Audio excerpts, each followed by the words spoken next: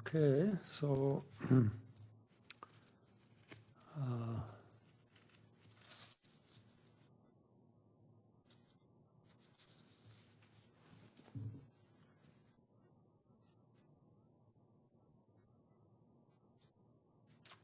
first we should all, you and I, we should establish a motivation, a pure motivation,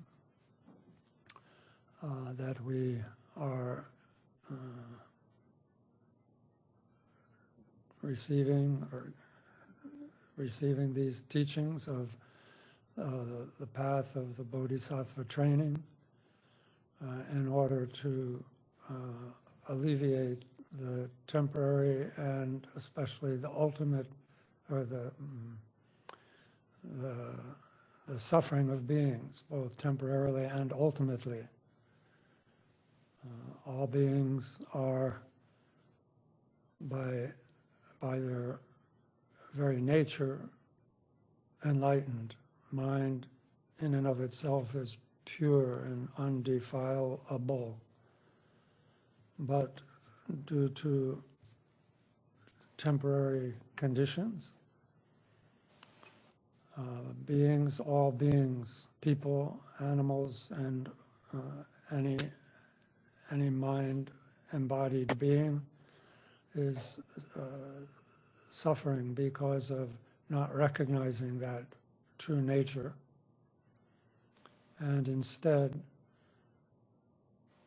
has the feeling of identity, of an ego, a self, and based on that mistake, there is the feeling that there are others, and then there is a dynamic relationship between the feeling of a self and the feeling of others, and the results of those actions are either pleasant or unpleasant. But regardless of whether they're pleasant or unpleasant, they still contribute to that cycle of karmic causation. And beings are helpless to give, beings are helpless by themselves to free them from that cycle of conditioning. And so in order to place beings, bring beings, inspire beings onto the path that leads to that liberation from conditioning, then we are setting out ourselves to perfect the path of enlightenment, the path of the Bodhisattva, and now receiving the instructions that will guide us in how to generate bodhicitta, how to maintain that bodhicitta, how to preserve that bodhicitta, and how to bring that bodhicitta to perfection, all with the intention to carry out the activities that will liberate beings from suffering.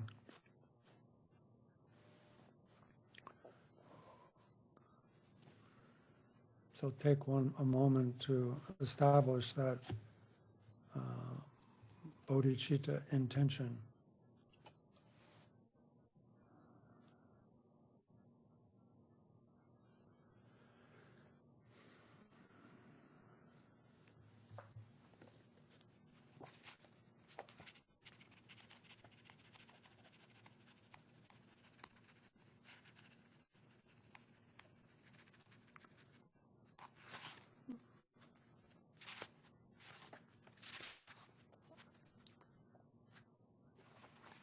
So far, we have been covering Shantideva's approach to bodhicitta.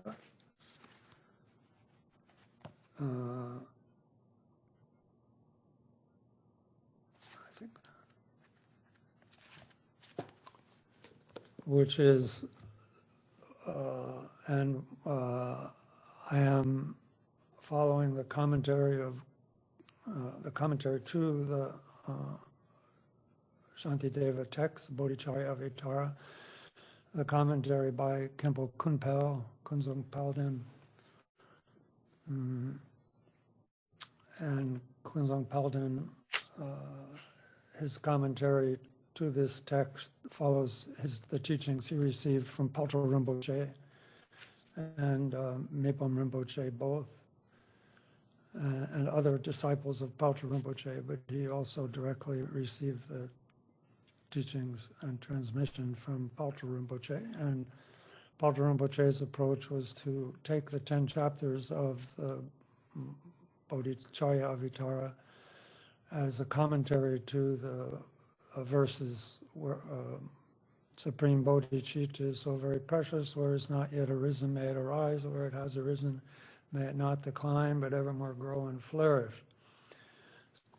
So just to remind you, and the first 3 chapters are how to give rise to bodhicitta, and the 4th, 5th, 6th chapters are how to maintain the integrity or maintain the presence of bodhicitta in one's mind, and the 7th, 8th, and 9th chapters are how to bring it to perfection, how to bring it to the perfect understanding of wisdom, prajnaparamita, the wisdom of non-self, or the wisdom of shunyata. Right now we are in the first of the first section of 3 chapters, and we are in the 2nd chapter that begins the practice of taking the Bodhisattva vow by accumulating merit and purifying negativity.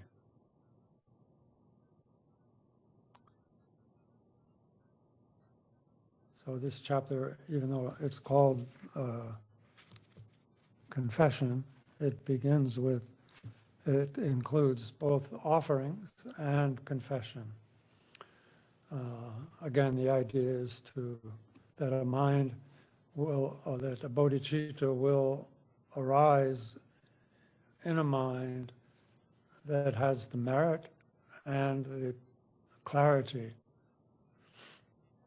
And so we covered all the ways that Shantideva introduced us to as how to make offerings.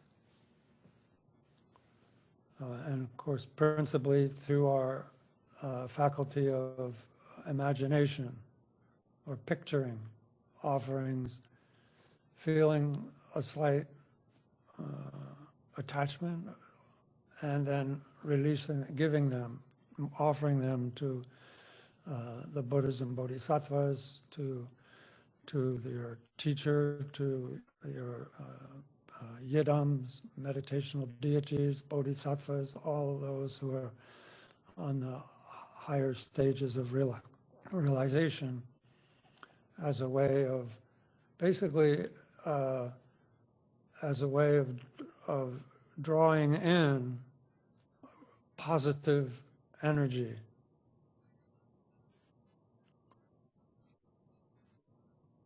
Energy that is enabling, that enables us.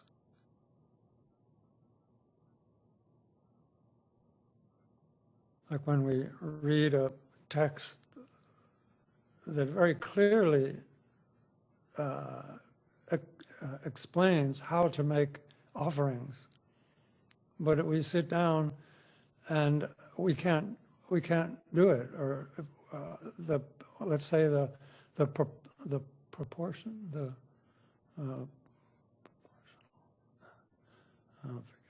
proportional to our merit, is that what we can do? Is that what we can practice? And because merit will grow the more we become accustomed to it, then we should practice making offerings all the time, like it says in the commentary, not like long time, but a few seconds here, a few seconds there, kind of scattered throughout the day, all the time, that way. Even if it's 5 seconds of visualizing something and offering it, that's how merit is accumulated. Sometimes we try to sit down and do something that's supposedly meritorious, and we try to do it for a long period of time, and it gets heavier and heavier because of our own habits, our own negative habits. So here, when we make offerings, and we can use Shantideva's examples and replicate how he made offerings. And then also combine that with our resources and back up or bring those offerings onto the material level by offering incense, money, flowers, the actual substances. Shantideva, he had nothing. He didn't own anything, just his clothes, his robes. But learning how to mentally make offerings and then reiterate, or duplicate, or triplicate, infinitate, let those offerings expand and multiply in our mind infinitely, so that there's sort of a mental activity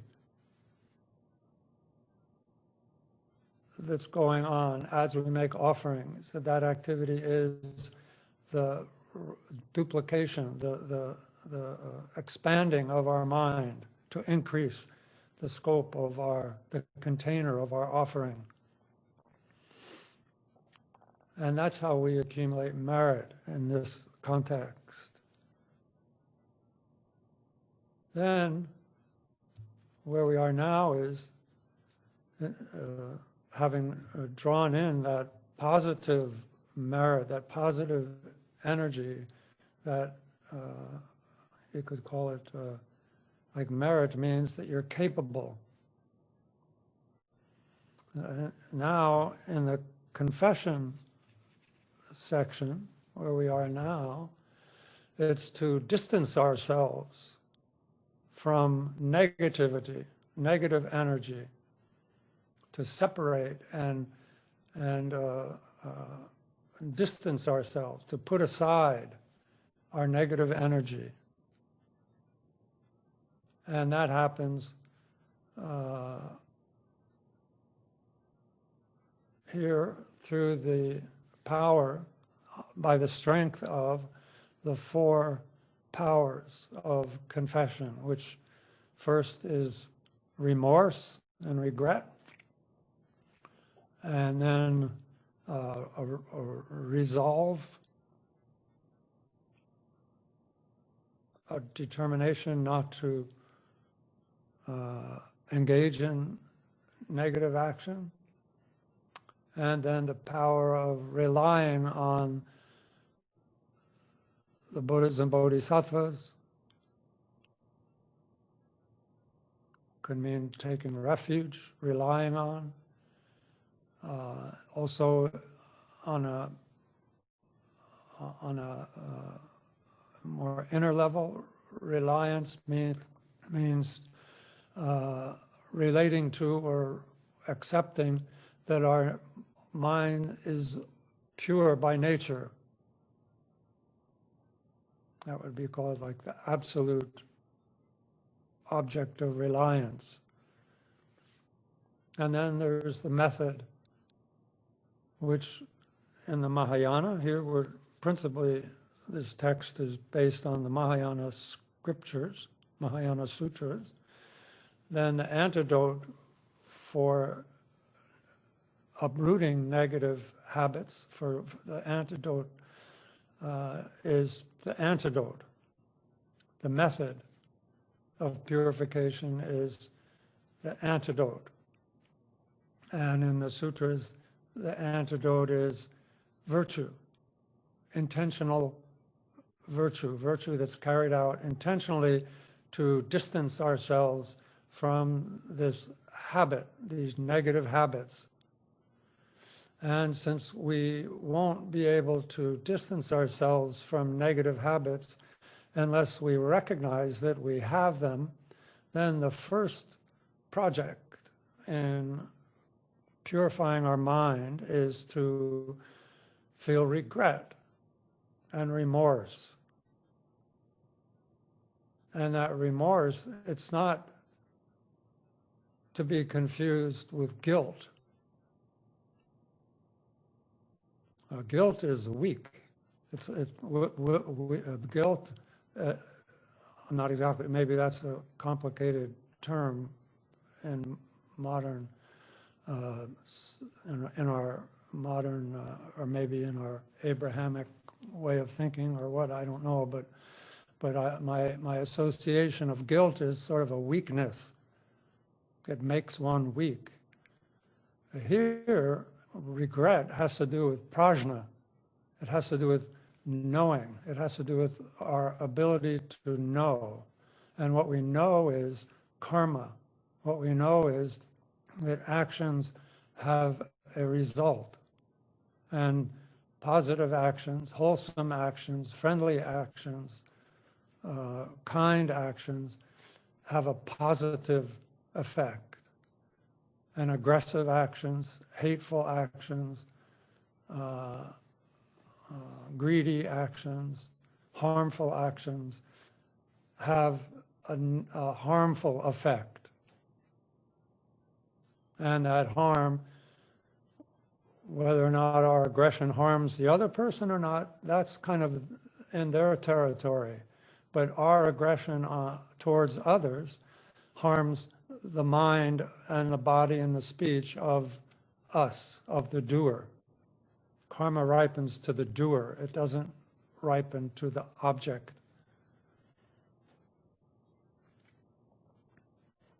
So all the aggression and all the hatred that we feel towards someone or some group or some other,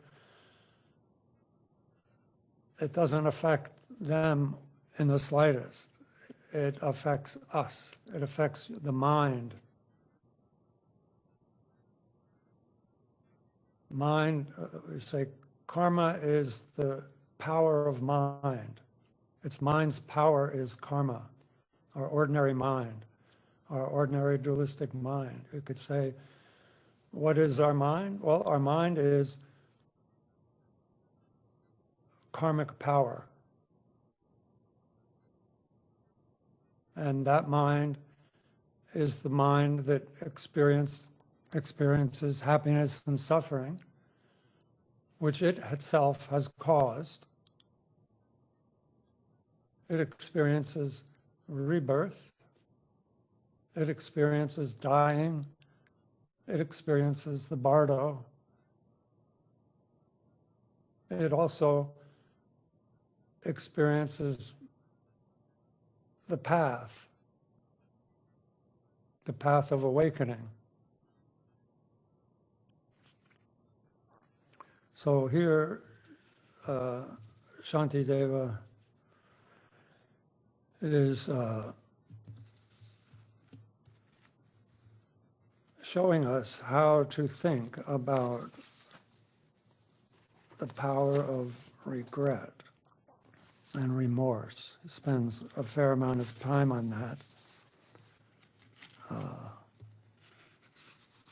Again, it's much more pleasant to hear about offerings.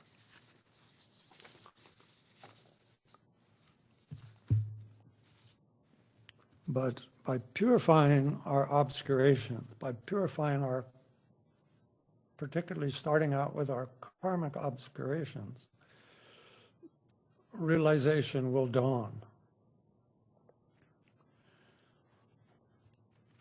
I believe that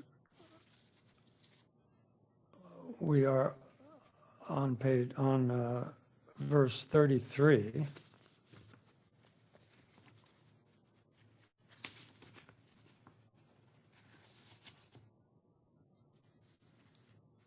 And previously, Shantideva has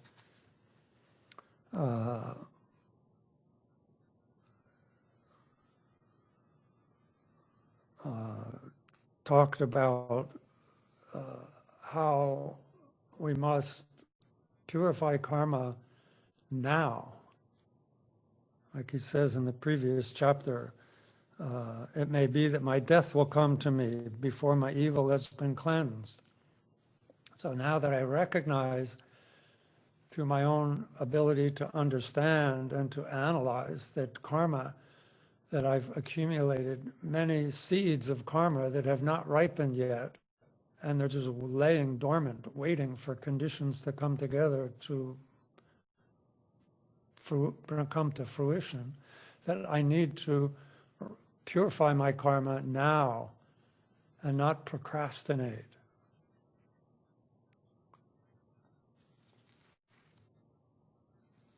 In the future, we may not know why things are happening to us.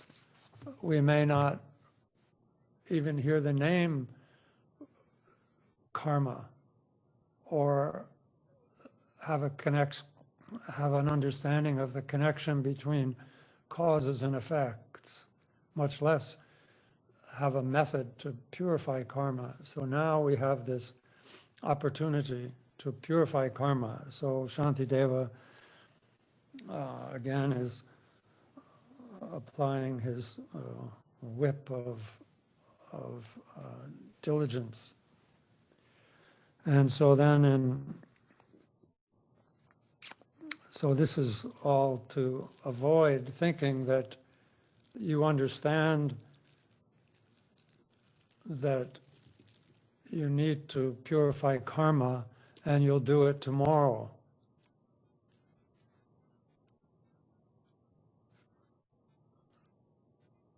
Thinking that you'll be here tomorrow.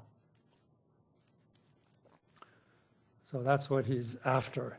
He's after that habit of, not that habit, that delusion of making assumptions for which there's no basis for. So verse 33, it says, we cannot trust the wanton lord of death, the task complete or still to do, he will not wait. In health or sickness, therefore none of us can trust our fleeting momentary lives. So this lord of death, Yamamara, just has to do, it's a sort of a personification of death. So we can't trust when death will come. We don't know when, where, why, how we will die. But it's certain. And when, what, how, where, why, that aspect is uncertain. So there's two contemplations, and of course this falls under the heading of impermanence, two understandings that we need to apply to our lives, and that is the certainty of our death and the uncertainty of the time. In health, the task complete or still to do, yes. In other words, death comes not when we're done with what we plan to do.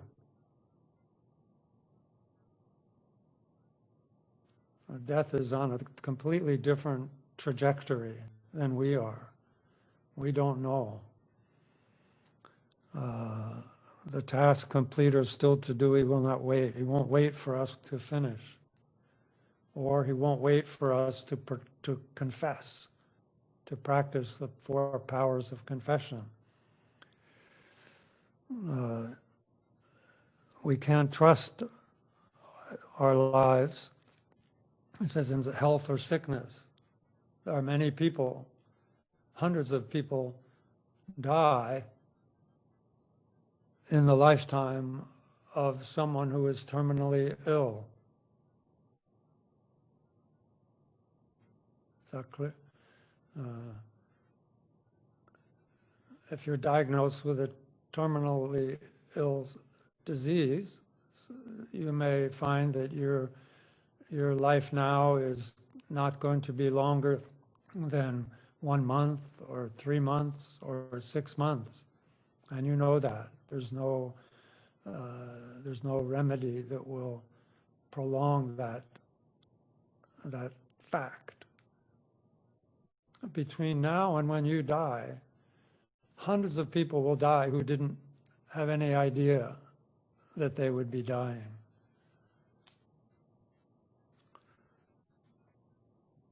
So this with line here, in health or sickness, none of us can trust our life. It's misplaced. It's not, we shouldn't trust the permanence, the durability of our life. We should trust, as we learned in the previous verses, we've taken refuge in the three jewels. That's what our trust should be directed towards. And it's not even it's impossible to be certain that we won't die tonight. I don't think there's anybody that you could call that would say that it's impossible for you to die tonight. So these are all contemplations that we should apply to ourselves to get over our habit of procrastinating or thinking that we'll get to Dharma practice after we do other stuff, after all the, after everybody gets wealthy, or after we get healthy, or after there's peace in the world. All these notions are misplaced. Verse 34 says, "And we must pass away, forsaking all, but I, devoid of understanding, have forsaken friend and foe alike, provoked and brought about so many wrongs." So we have our, when we do die, which is certain, and the time of death is uncertain, when we do die, we'll die alone. We won't have any friends, we won't have family, we won't have our possessions, we won't have, we'll have to separate from our wardrobe, our clothes, our shoes, our hats, our scarves, all of our objects, our technical objects, our latest gizmo, all the things that made our life easier, like our cell phone. I don't think they're letting cell phones into the bardo. Cell phones and water bottles will not be allowed. We won't even be able to take our body. So this is a familiar topic. I'm not going to go too much, but this is the benefit of contemplating impermanence. These three contemplations of the certainty of death, the uncertainty of the time, and when we do die, we die alone. It's important to really chew on those and thoroughly assimilate these three aspects. This is impermanence from a personal point of view. And it will only benefit us.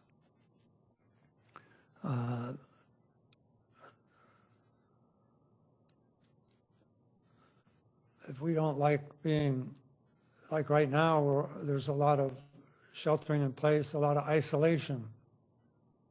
People are alone. And we can see by the rumblings out there of the dissatisfaction that people are experiencing being alone. And it's not something that's comfortable for people. People are kind of social animals. But when we do die alone, and we should get used, we're asked here to get used to it and see how it can be beneficial.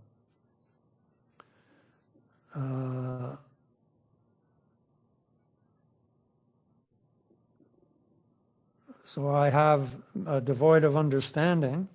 So devoid of understanding that death is certain, devoid of understanding that the time was uncertain, devoid of understanding that I would die alone. Then I have attachment to those things that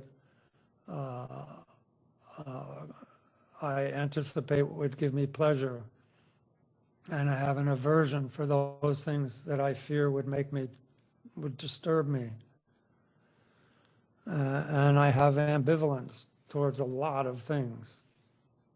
I don't care about a lot of things. So these, and our family and friends, my group, I've gotten angry at those that are angry at my group or my friends or me. I get attached to those and have allies that support me, my group, and my family and so forth. And I've, as it says, provoked and brought about many wrongs. I wished harm on others. I envied others. Haven't been truthful for the sake of family and friends and my group, and so on and so forth. And that's just in this life. Who knows? In the past, we've done much worse.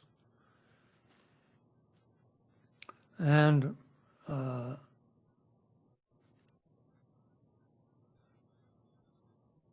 because in the next verse he says, all my foes will cease to be. All those things that I regarded as unwanted or my enemies, they'll fade away and die anyway, whether or not I defeat them or they are defeated. So all my aggression and hatred and killing and so forth that I've wished for or done was all for nothing, was meaningless. They would have lost their life anyway. And likewise, my friends, whether or not I did protect them or support them or not, all the non-virtue that came through my attachment and clinging was meaningless.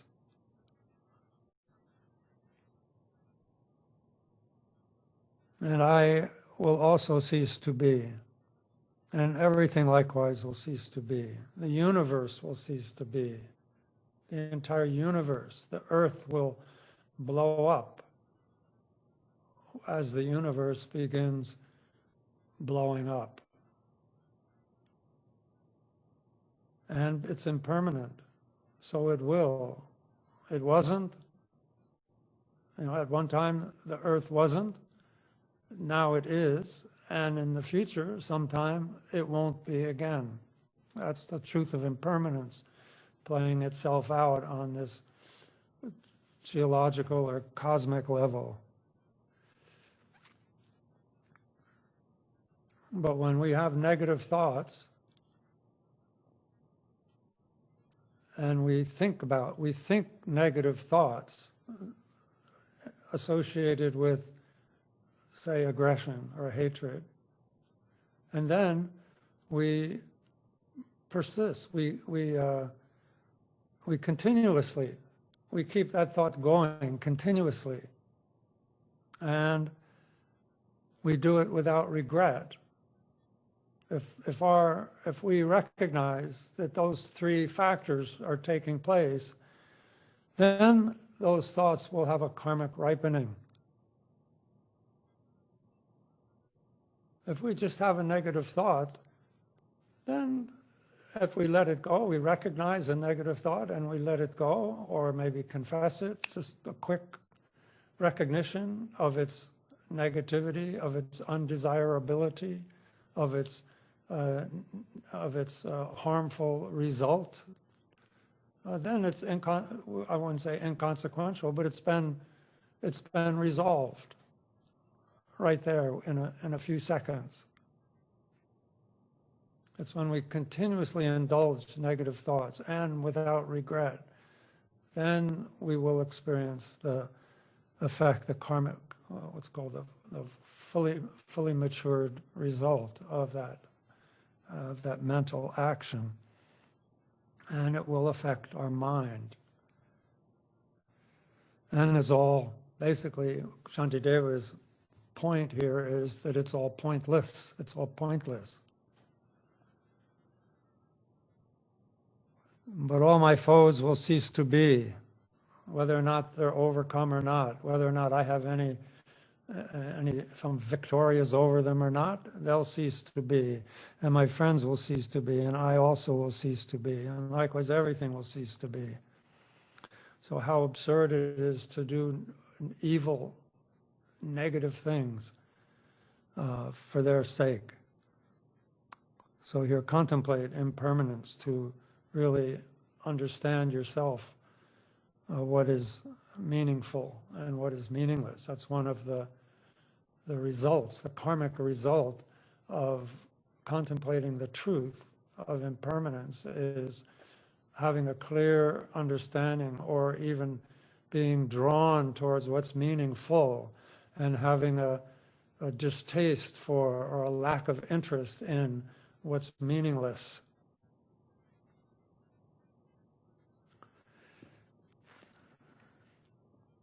When we confess on the spot, or whenever we recollect negative actions, body, speech, and mind,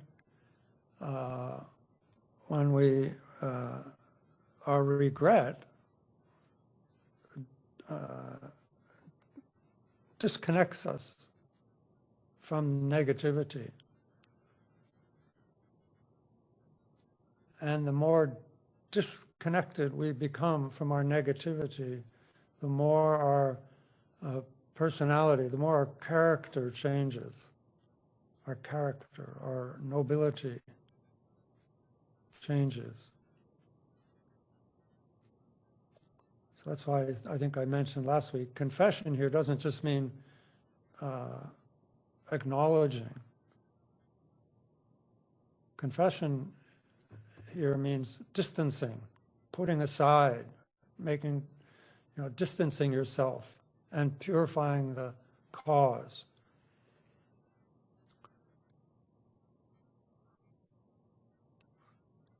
All that I possess and use is like the fleeting vision of a dream. It fades into the realm of memory, and fading will be seen no more. So here he's using the example of a dream, or just the objects of our consciousness, the objects of our five consciousnesses, to see how dreamlike and illusory those objects are that we have become inflamed by, either attached to and craving, or aversion and aggression and hatred. That they're like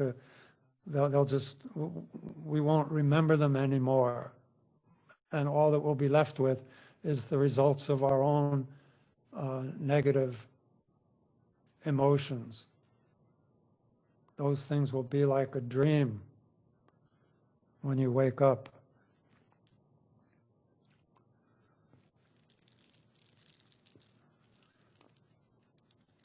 Like if we have feelings that, oh, I did this, or this was done to me, then it's pointless to act out of that.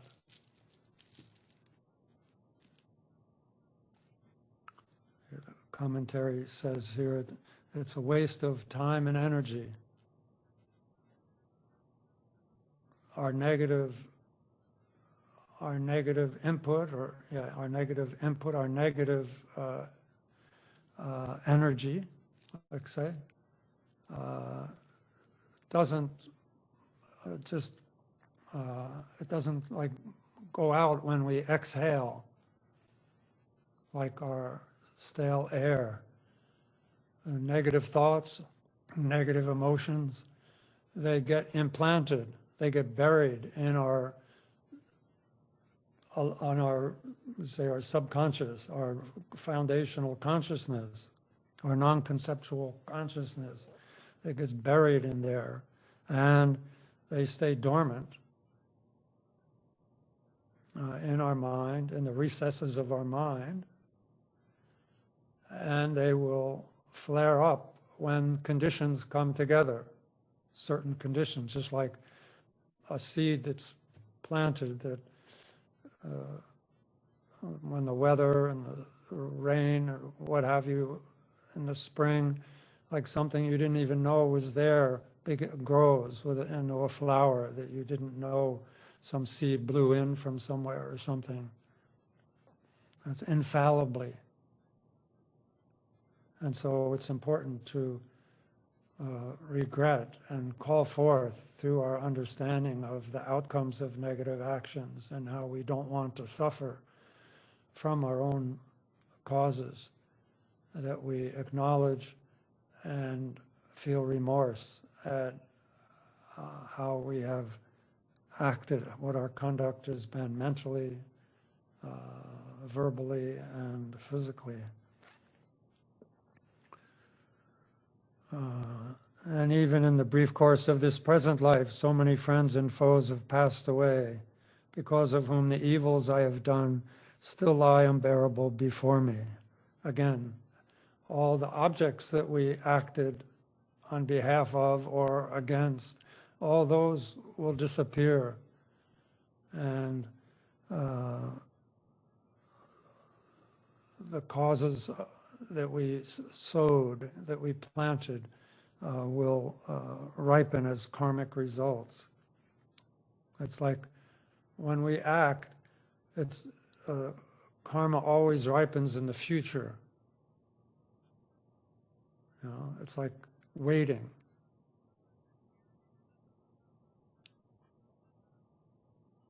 It's like in the commentary, he talks about how when like if a big Rinpoche travels to go somewhere, then there'll be somebody goes ahead and makes all the preparations. So when the Rinpoche comes, there's a reception, a party, horns, drums, tea, beds made, room is ready, all that's there. And the example that he was giving was that it's similar to when we have accumulated merit and made and dedicated our body, speech, and mind to virtue, then all that virtue will mature in the future like a waiting party, waiting and rejoicing that we've showed up. But if we've just sowed negative actions, then you get images of, like here we have images of, the Lord of Death and the henchmen and the fangs and demons attacking us and so forth.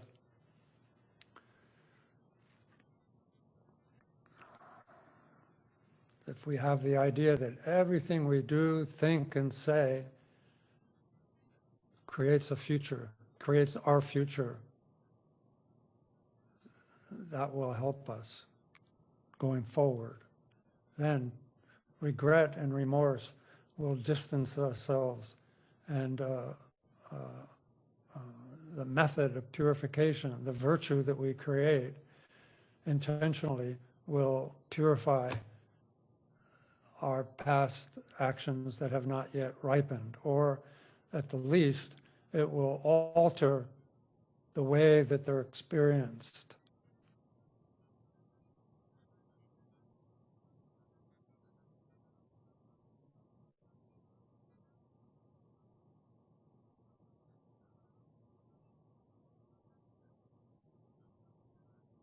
like a Buddha one time had a headache, and it was noticeable because usually he doesn't have a headache.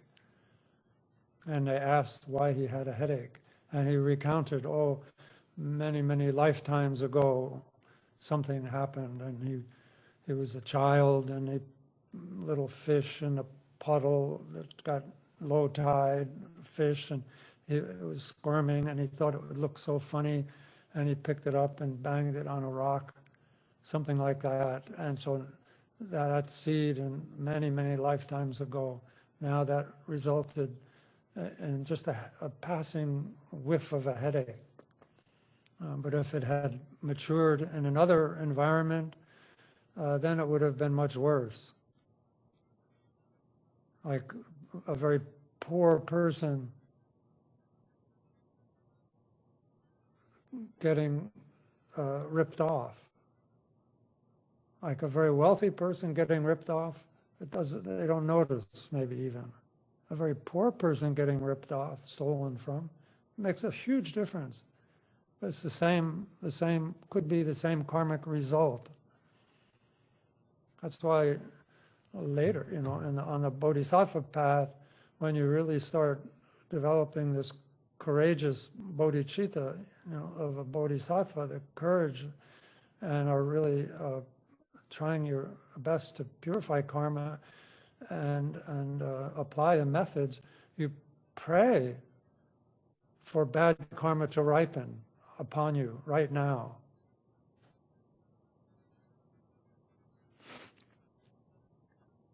So, speaking in terms of purification, like the real purification. I mean, I don't think there's no spreadsheet application that would ever be able to tally up all of our negative actions. There's the action itself, the motivation. How intense was that action? How do you measure that? There's the duration. How long were you dwelling with that thought, that emotion? The complexity of every second, a moment of an act is quite not simple. It's very complex. And there's a lot of factors that go into causation and the results. So it's not that we are expected to try to backtrack lifetime after lifetime after lifetime, all the things that we did and catalog so that we can purify every single thing. Because we won't be able to purify all of our karma through that kind of process. The way that karma is completely purified is through realization of emptiness. Like it says, one moment of, one glimpse of emptiness purifies eons of karma. So from the point of view of the whole spectrum of purification, emptiness is the most powerful vehicle, method of purifying karma. Even in the Nyungne, we say doing Nyungne, this is a fasting ritual, doing a Nyungne, it says, and this, it says, it was said by someone who could see karma. One aspect of enlightenment or of realization is to be able to see the interdependence of karma. Only a Buddha sees it completely clear and perfect. But great masters and great bodhisattvas and those on the very high level of realization have the ability to see outcomes. And so it was said that just doing one Nyungne an individual purifies 40,000 eons of karma.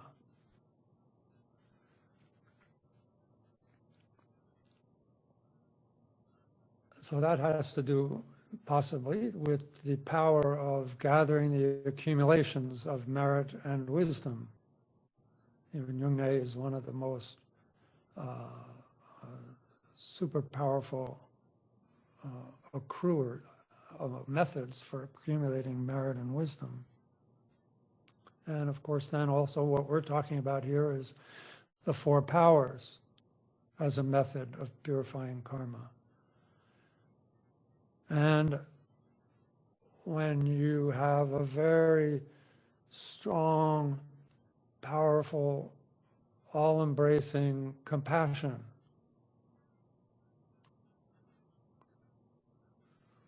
strong, powerful, all-embracing compassion, meaning non-conceptual. It's not a reaction kind of compassion, but it is the display or the radiance of your own realization of mind's lucidity as compassion.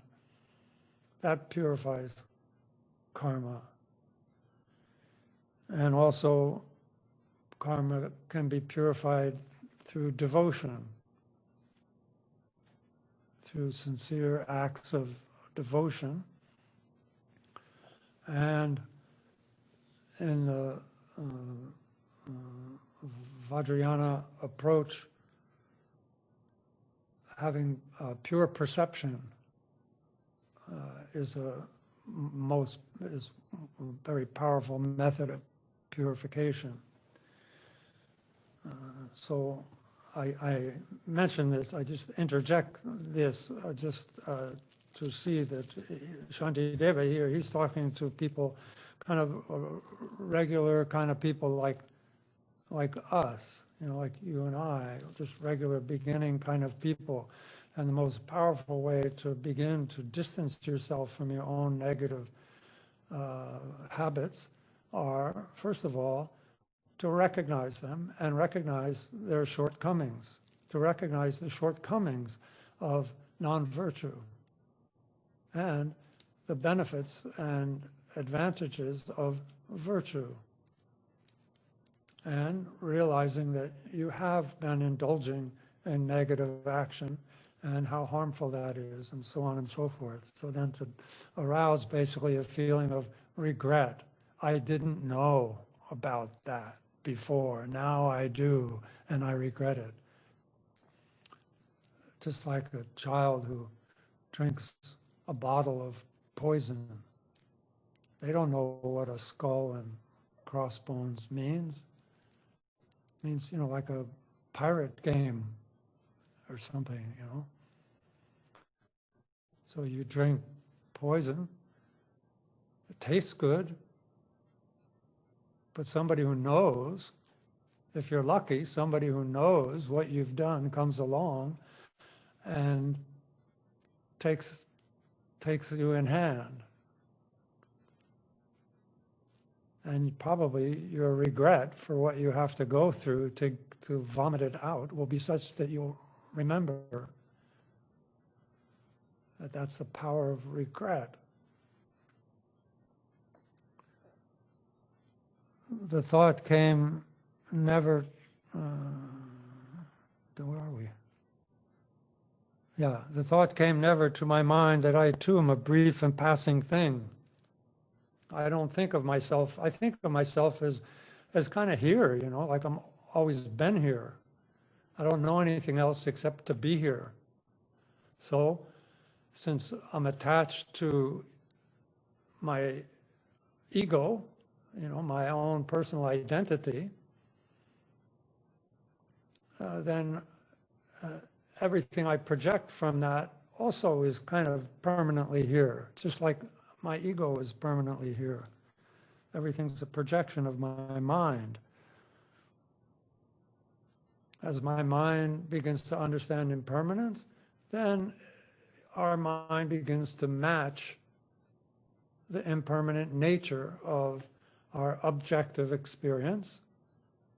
and make us more comfortable and at ease, and begins to affect our subjective, who we are, experience. And we begin to see or feel the impermanence of our own body, our own ego. Begins to poke holes or kind of open the, what is it, the warp and woof, or like a fabric. It loosens up our hard, stone-like ego. And so through hatred, I'm like a traveler, passing through. That's the feeling, that's what we actually are. A brief and passing thing, like those little, like soak time, to put up little glasses of wine, and then those little bugs come, and then they all disappear, little like fleas or something, or like these flies and flying insects that they only last for a couple of hours, or like a fly that lasts for the summer season or something. Those buffalo gnats that only come out for like 6-8 weeks a year, and then they die. That's the way that Shantideva is advising us. We should meditate on that as the way we are. So he's not lecturing. I feel like I'm lecturing you, but what Shantideva is saying, he says, practice that. Use that as a way, practice that. Tell yourself about that. Get used to thinking this way.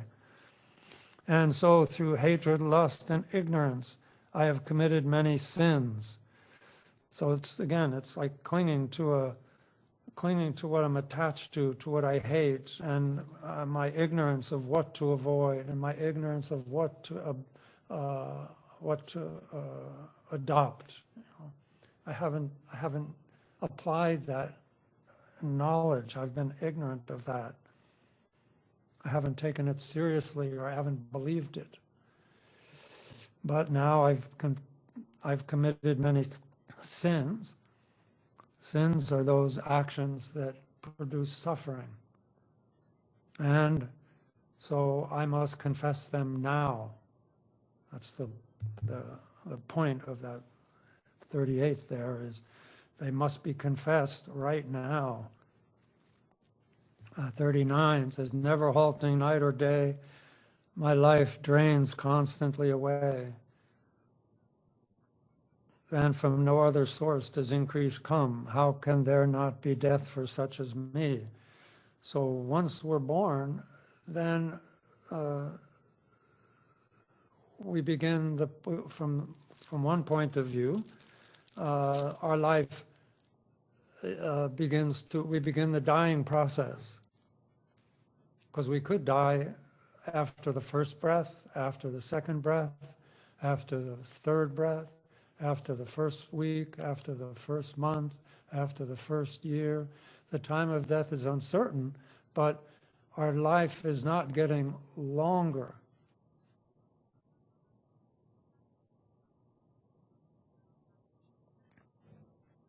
No moment of our life stays. It's always moving. It's like the sun. As soon as the sun comes up, you could think of it as, okay, now it's on its way to disappearing again, like that. That's the way we should meditate. It says there's no other source. There's not some, the analogy is, a metaphor here is like a pond that has a blocked source. It has no stream going into it. It's just a pond. And eventually it will just dry up because there's no other infusion of water into it. So when our karma of this life, the karma that propels this life, is spent,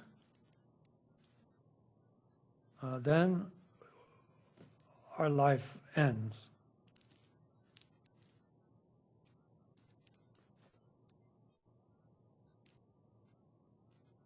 why we say, you know, some kinds of virtue, virtuous, like people who live for a very long time, we say, oh, they have a lot of merit. In the past, they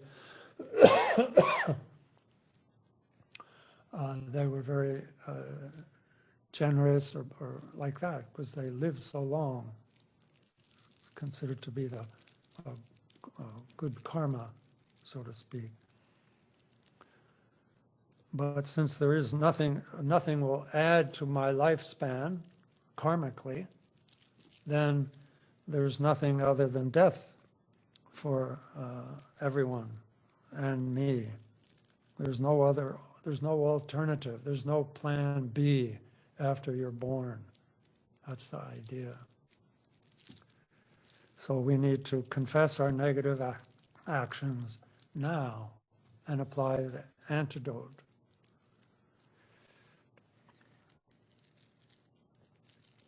Now, okay.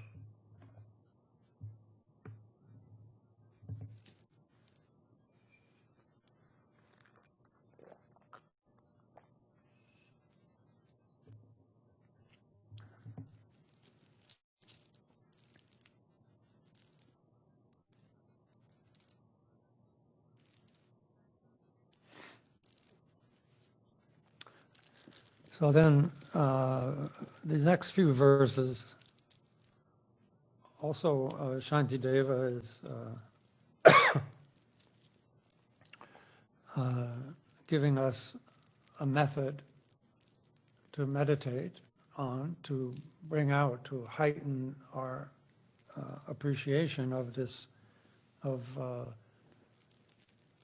the value of purifying karma as a setting the ground for the arising of bodhicitta, where he says here, there I'll be prostrate upon my bed and all around my family and friends, but I alone shall be the one to feel the cutting of the thread of life. And when the heralds of the deadly king have gripped me, what help to me will be my friends and kin, for then life's virtue is my one defense. And this, alas, is what I shrugged away. Also, Chakta Rinpoche, this was a very, he always stressed the importance of this practice of thinking, and he said we should do every night.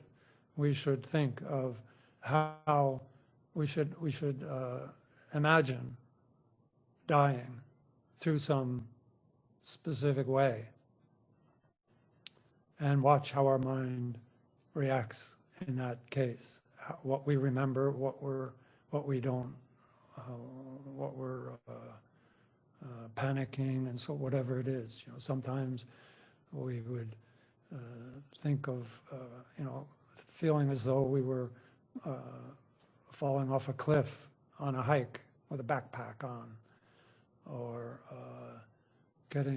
having a few seconds of noticing that a car swerves over into our lane and we're killed in a head-on accident, or we are stabbed in the back without seeing anyone, or shot at close range, or all these things. I don't want to go too far, okay?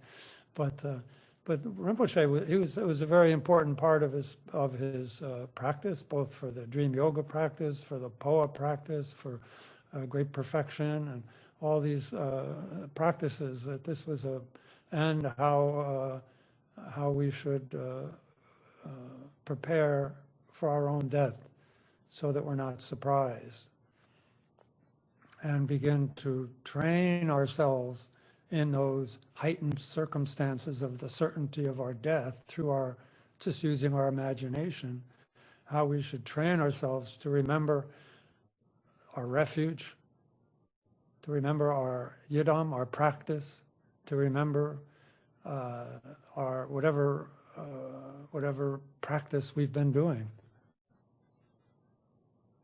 It's a very powerful practice. And so Shantideva, that's kind of what he's alluding to here, that when all efforts fail and all your people are there, that they're looking at you helplessly because they can't do anything, and you're looking for them to do something. But you're the one, no one else can take away your death. And when the heralds of the deadly king have gripped me, so then Rinpoche would describe these scenes also too, because basically especially at the moment of death, the moment of death, when maybe our breathing has ceased and our consciousness begins to scramble and project. What it does is it begins to project our positive or negative karma. And it will assume all sorts of forms. That's what this refers to here. And then he says, then life's virtue is my one defense, but if I had done it, it would defend me. And so you feel regret. You learn about regret by experiencing, pretending that you're dying and that you have no virtue. You don't know what to do. All you feel is your negativity coming up, your struggle, your resistance to the inevitable. So that will help you to learn the value of regret and how futile it is then, at the time of death. It's futile. Our mind is now infested with negative thoughts and negative patterns. And so practicing in this way will help us to reveal and begin to distance ourselves from those negative habits and see that our conduct, our behavior, our physical conduct, our speech, and our thoughts, our thinking was just plain careless.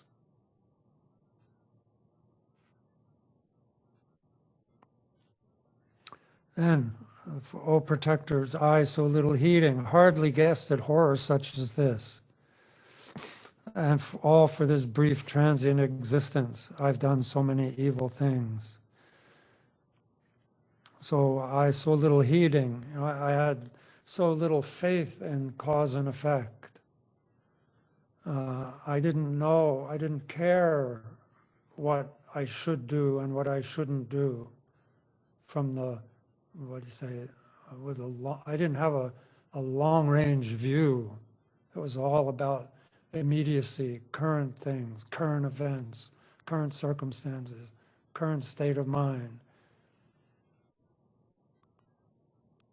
And everything was just about the present there. So this is kind of the idea of, at the time of death, we die alone. We don't take our family, friends, possessions, or our body with us. The only thing that will benefit us is Dharma. We've heard that. That's what this means. Our Dharma practice means how we have worked with our afflictions, how we have worked with our negative thoughts, how we have created virtue. That would be our Dharma practice. How we've related to or worked with our hatred, our lust, our ambivalence, our jealousy, our envy, our pride, our doubt. How have we practiced Dharma in the arising, with the arising of those all too common afflictions.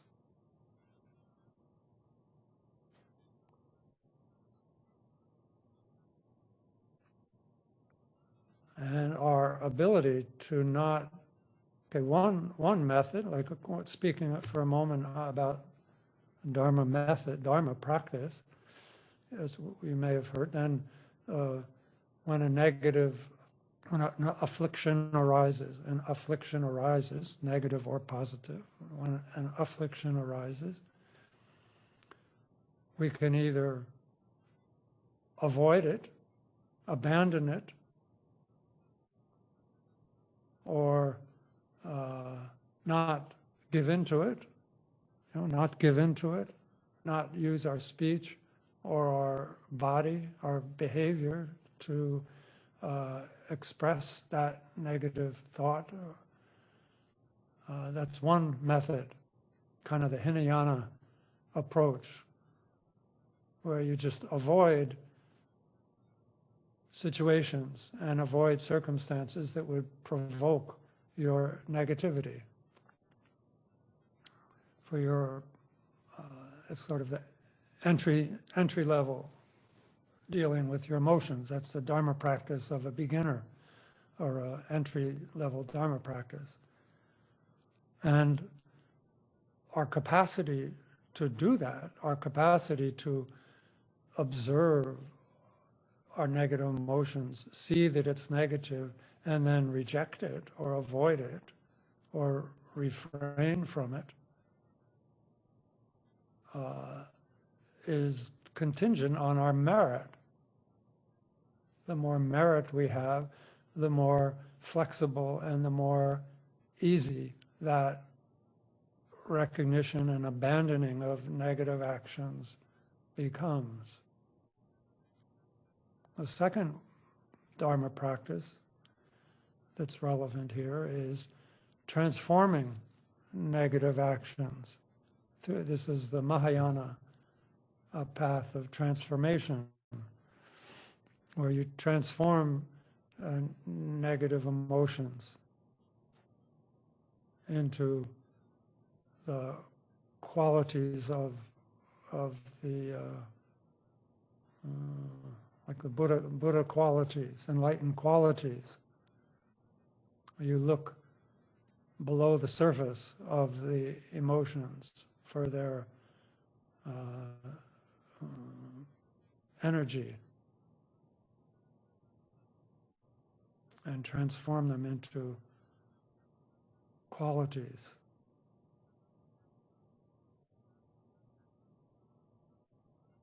And then there's the higher stages of Dharma practice where when emotions arise, that they are experienced as being inseparable from one's own pure nature. And they don't adhere, they don't afflict. They become the dynamic display of your own awareness, your own self-knowing, timeless awareness, your own Buddha nature, So practicing Dharma means any and all of these methods. If we think practicing Dharma meaning working or uprooting working with our afflictions, working with our negative emotions. Very important to know what to do at the time of death. And that won't be something that we'll be able to learn then. That's why we say at the time of death, what will be beneficial will be what Dharma practice we have accomplished.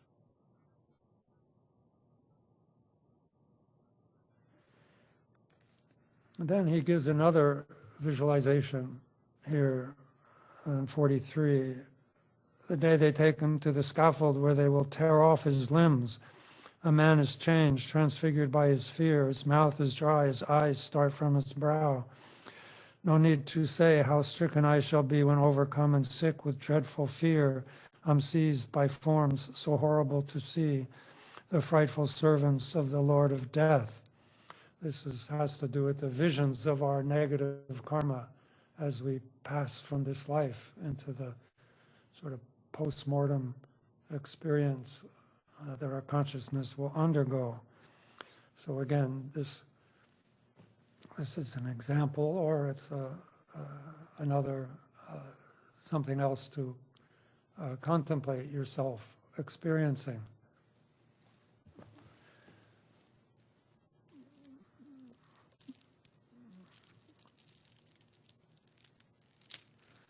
Let's see.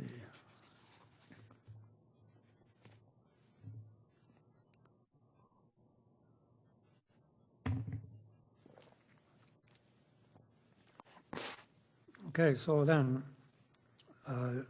just like, and I don't know, if you've been around people who are distressed and are beyond being medicated, we, with our compassionate medical circumstances, there's a ability to reduce pain and these things. And we kind of become oblivious. It's like people like who die of COVID, which is another meditation to learn about, although there I think they put you into a coma before they put you on a breathing apparatus.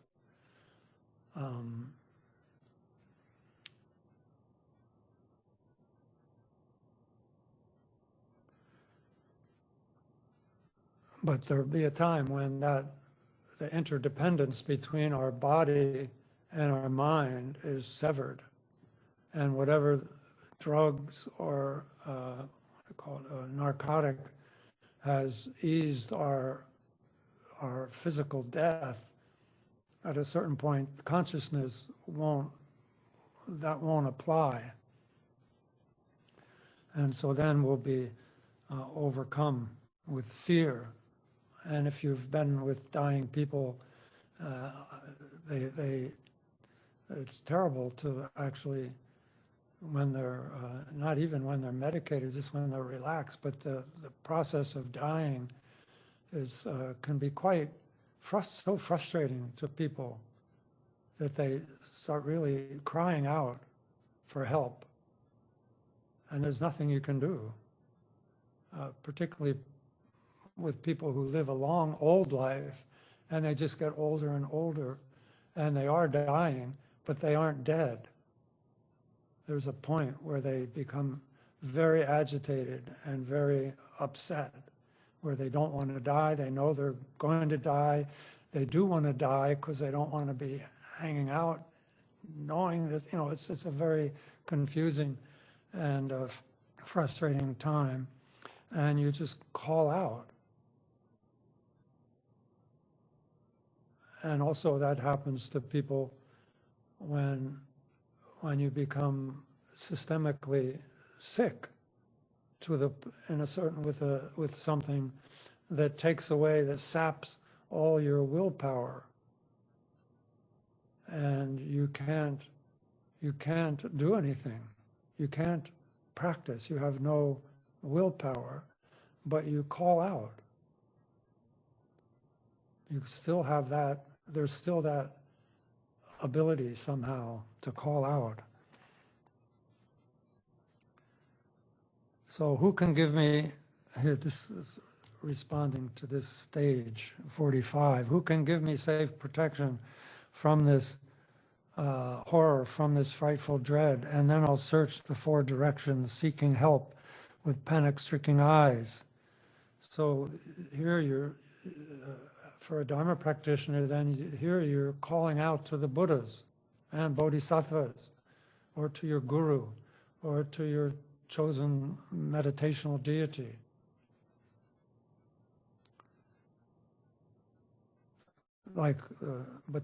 they can't save you from dying. Even Buddha,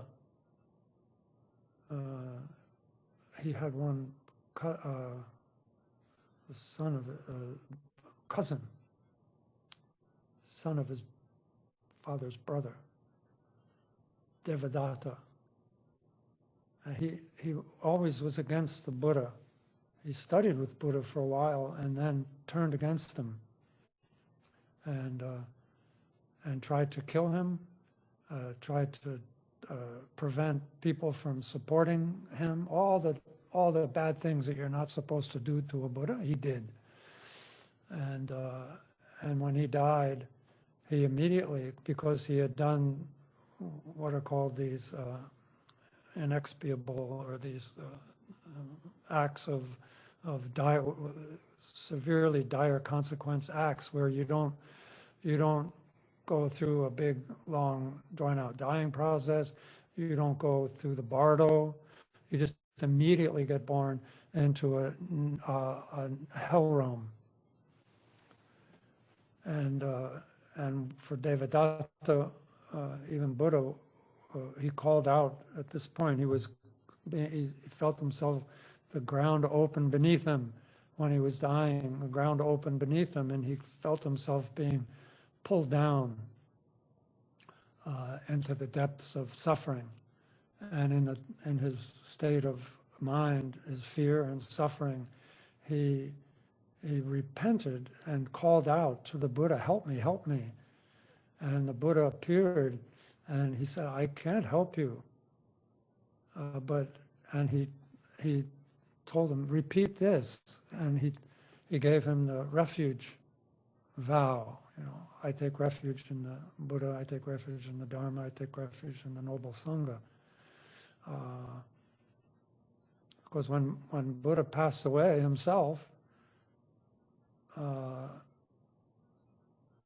he told us in his sutras, he told us that he won't be able to help us in this. He taught the Dharma, and you have to practice it. You have to help yourself. Be a lamp unto yourself. I've taught you the method to liberation. I can't liberate you, but I've given you the tools, the methods to be liberated. So, anyway, I will stop at this point. And let's see, 65.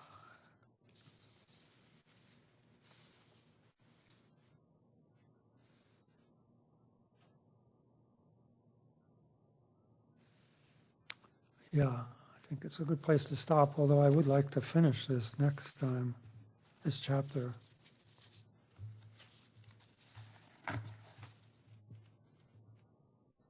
It's kind of upsetting, this chapter.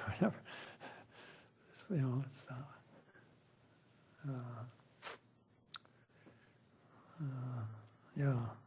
yeah, okay, so I'll make a note.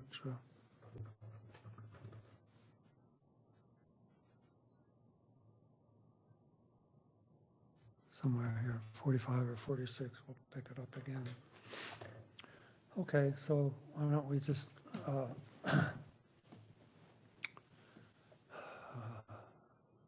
practice for a few minutes.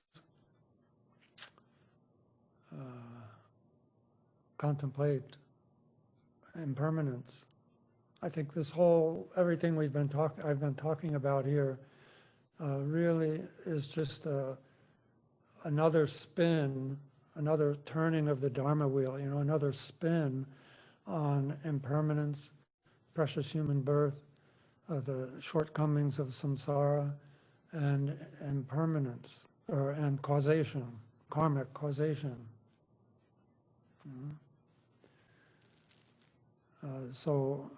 Again, this precious human birth means that now we have the opportunity to practice Dharma, which here it's called practicing the 4 powers of confession.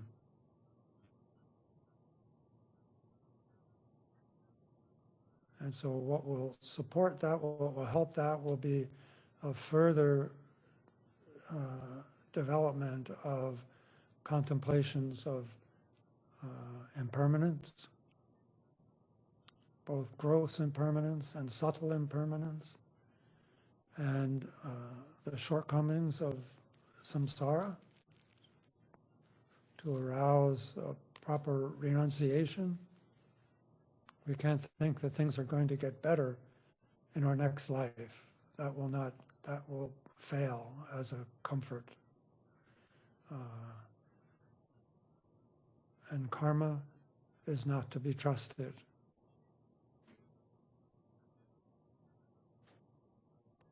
So just reflect on these 4 contemplations, again and again. A short time, medium length of time, all day. Make them your practice. Okay, so let's just settle the mind in some sense of equipoise, where we neither accept or reject whatever arises in the mind.